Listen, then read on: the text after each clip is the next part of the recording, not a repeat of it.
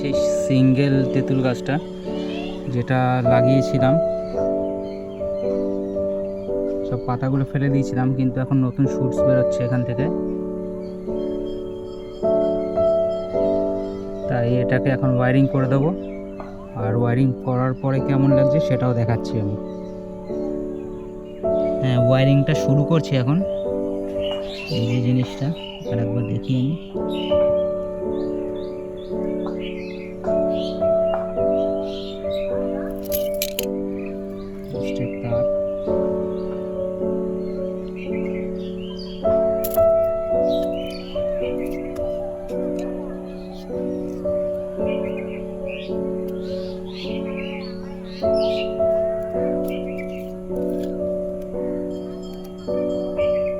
তার মাপটা দিয়ে দেখে নেব, একটু সাইজে বড় রাখতে হবে জাস্ট তারটা।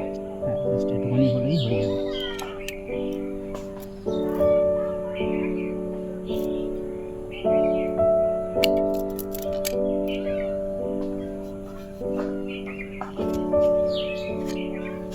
কিছুটার ভেতরে গুঁজে দেবো যাতে সাপোর্টটা পেয়ে যায়।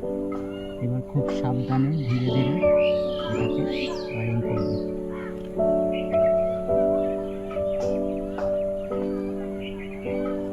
আর খুব সাবধানে তারটাকে পেঁচাতে হবে। আর খেয়াল রাখবো এই নতুন শুটসগুলো বেরোচ্ছে, এইগুলোতে যাতে কোনো রকম প্রেশার না পড়ে। এদিকে একটুখানি রেখে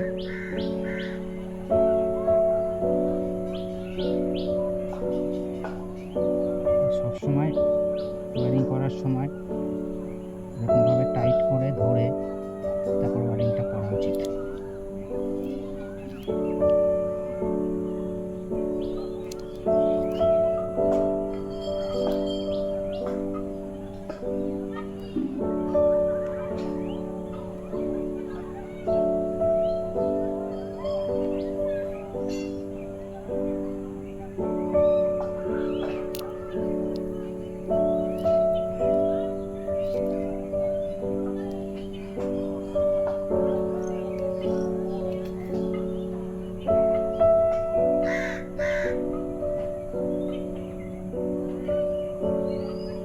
হয়ে গেছে।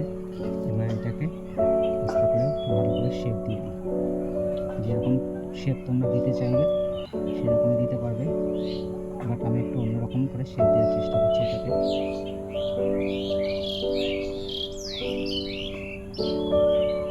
খুব সাবধানে জিনিসটা করতে হবে। ফাইনালি শেপ দেওয়া কমপ্লিট। শেপটা একটু দেখে নিন কেমনভাবে শেপটা দিলাম। এই যে ফাইনাল শেপ। গাছটাকে বড় হওয়ার পরে ঠিক এরকম শেপেই বড় হবে, আর এরকম টাইপেরই দেখতে লাগবে অনেকটা। আইডিয়া করতে পারলে অবশ্যই বুঝতে পারবেন যে কেমন দেখতে হতে পারে জিনিসটা ভবিষ্যতে। অবশ্যই পাশে থাকবেন, আর ভিডিওগুলোকে লাইক শেয়ার অবশ্যই করে দেবেন, কমেন্ট করবেন যদি কিছু ভুল করে থাকি বা কিছু নতুন জানানোর থাকে অবশ্যই জানাবেন। ধন্যবাদ।